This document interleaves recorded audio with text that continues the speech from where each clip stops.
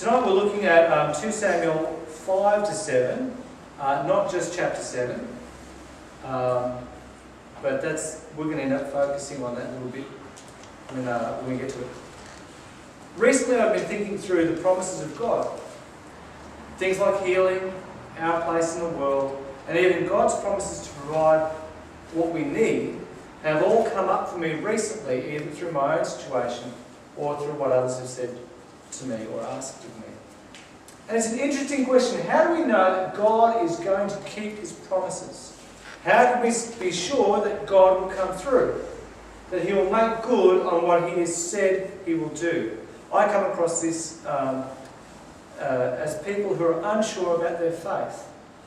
Will it make a difference? Will what I believe make a difference? Will they have enough faith to get to heaven? Well, what about the sick? So many people around me have cancer. It's kind of crazy. I'm sure it's not my fault. Some are dying and some are not. Last year we were praying for Abby. You know her as Avril, and I found out after she died that she hated being called Avril and preferred Abby. But anyway, it seemed like our prayers were answered. She was so sick, and then she had surgery, and it looked like they got everything. They did a follow-up scan and found out that no, they didn't get everything and that she was going to die. I was with her family. She was cremated this year. What about her? Is it the lot of the Christian to simply suffer and not get any of the good things that we thought God had promised us? Well, I'm not sure that it works like that. I'm pretty sure that we do receive the promises of God, but not always in the way that we expect. Tonight we're looking at the extravagant promises of God and His faithfulness to David, not as a reward for what David has done, but because He has made a promise to him. Okay, let's get into it. Last week we looked at the first 4 chapters of 2 Samuel, and we saw that effectively David's been made king of all Israel. Saul's family are killed, not all of them, but the leading ones, and even some of the survivors were then killed along the way. Even Ishbaal, the king of Israel, as a descendant of Saul, he was willing to negotiate with David, which was why Abner was sent to David. If you don't remember, Abner's the guy who killed Joab's brother and then got knifed in the back later on. Chapter 5, verse 1, all the tribes of Israel made David king. They recognised that even though Saul was king, David was the one who led them into victory. And so it's looking pretty good. David's made king. He decides to find a new capital, one that isn't traditionally in Judah or in the rest of Israel. He attacks Jerusalem, which was in the hands of the Jebusites, and takes it over. He fights some Philistines and then decides to move the Ark of the Covenant to the capital of Israel, which is in Jerusalem. We come across the story of Uzzah, once heard, never forgotten, and let me read to you from chapter 6. They carried the Ark of God on a new cart, which was good, and brought it out of the house of Abinadab, which was on the hill. Uzzah and Ahio, sounds like a state, the sons of Abinadab, were driving the new cart with the Ark of God, and Ahio went in front of the Ark. David and all the house of Israel were dancing before Yahweh with all their might, with songs and lyres and harps and tambourines and castanets and cymbals.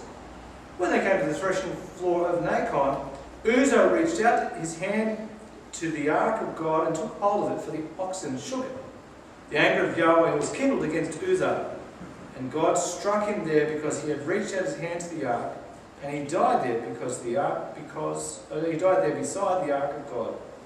David was angry because Yahweh had burst forth there with an outburst upon Uzzah. So that place is called Perez Uzzah to this day. David was afraid of Yahweh that day and said, "How can the Ark of Yahweh come into my care?" So David was unwilling to take the Ark of Yahweh into his care in the city of David. Instead, David took it to the house of Obed-Edom the Gittite. The Ark of Yahweh remained in the house of Obed-Edom the Gittite 3 months, and Yahweh blessed Obed-Edom and all his household. Isn't that weird? It's strange. David says, okay, the Ark of the Covenant's been here, we're going to move it to the capital. And on the way, the cart gets jolted, and it seems a bit strange. Uzzah reaches out his hand to stop it from falling, I think, and then he gets killed for it. Why does God kill this guy? The problem is, we're not told why. It's just stated. And let me tell you, my reading, there are a lot of theories as to why. It could be that he was being presumptuous. Someone I read said that they thought that Uzzah was in charge of the progression, and so he should have known that God wanted to stop this thing from continuing for a while. And so when it happens, God strikes him dead because God wanted to... I don't know. This is one of those things I'd have to go, not really sure. But what it does do for us is demonstrates the holiness of God. Now, the Ark of the Covenant, you've seen Raiders of the Lost Ark, haven't you? Hang on, I'm going to remember what I'm talking about. Hands up if you have not seen Raiders of the Lost Ark. There's way too many people. Okay, you lot are excused because you're too young. Sarah, go and hire it out, honestly.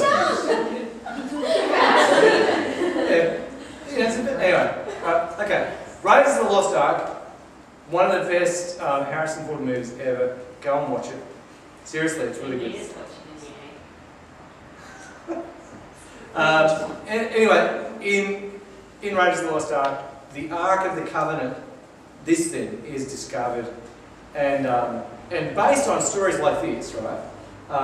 That the Nazis in 1936 think it's this great weapon of power that when you open it, God jumps out and kills everyone in the area, and then for some reason gets sucked back into the box. Not sure why. I mean, yeah. It's a good story. That's a minor part of the story, but it's just this talisman of power that they've got to get. And that's why this story is why they had that idea that it was this thing of power. But it demonstrates God's holiness. This box, which, all it did was had the 10 Commandments in it, and a bit of Aaron's staff that he budded, which is in Numbers, and some manna. A jar of manna that never went mouldy. It's pretty cool. It had those things in it, but it was actually a representation of the presence of God. It was this thing that people went, God's there. And that's why in 1 Samuel, they dragged out the ark thinking that would make them win, and they lost horrifically. Anyway, Uzzah, my thing is, as far as I can see, Uzzah is as a sinner, like us all, comes into the presence of God and suffers. God in His majesty and holiness will not suffer the touch of a mortal, because mortals are sinners. If you think about the Levitical legislations, so if you read through Leviticus, it's hard work. I know someone here has been doing that this week, but you see what the high priest needs to do to come into the presence of God, and it's pretty big. There's a lot of stuff there. You've got to wash yourself this many times and put on clean clothes, and so none of that had happened. And so I think that's why. Anyway, going on, God blesses the house of Obed-Edom, who probably at this point was going, "What? You're bringing that here? Someone just got killed. What am I going to do about it?" But God blesses him. We're not told how, just that He does. David sees the ark doesn't destroy him like it had done, say, to the Philistine temple, and sees the blessings and go, "Oh, okay, it's safe to bring it to Jerusalem."